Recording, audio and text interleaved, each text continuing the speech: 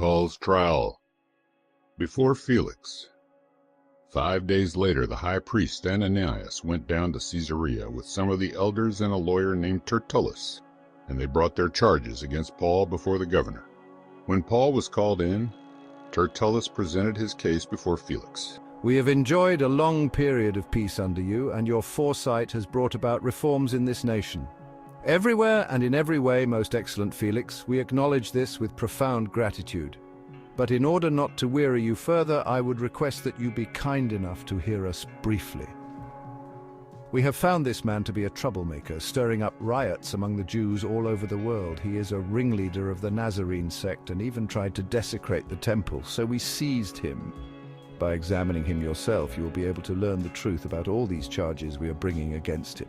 The other Jews joined in the accusation, asserting that these things were true. When the governor motioned for him to speak, Paul replied, I know that for a number of years you have been a judge over this nation, so I gladly make my defense. You can easily verify that no more than 12 days ago I went up to Jerusalem to worship. My accusers did not find me arguing with anyone at the temple, or stirring up a crowd in the synagogues or anywhere else in the city.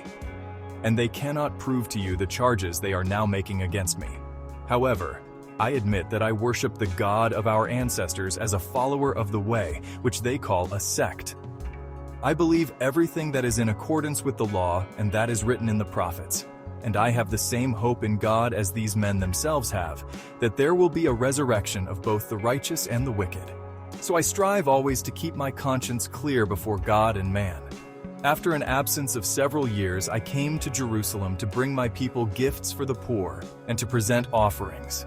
I was ceremonially clean when they found me in the temple courts doing this. There was no crowd with me, nor was I involved in any disturbance. But there are some Jews from the province of Asia who ought to be here before you and bring charges if they have anything against me. Or these who are here should state what crime they found in me when I stood before the Sanhedrin. Unless it was this one thing I shouted as I stood in their presence. It is concerning the resurrection of the dead that I am on trial before you today. Then Felix, who was well acquainted with the way, adjourned the proceedings. When Lysias the commander comes, he said, I will decide your case.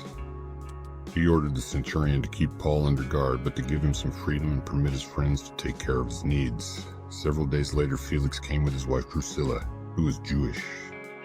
He sent for Paul and listened to him as he spoke about faith in Christ Jesus. As Paul talked about righteousness, self-control, and the judgment to come, Felix was afraid and said, That's enough for now. You may leave.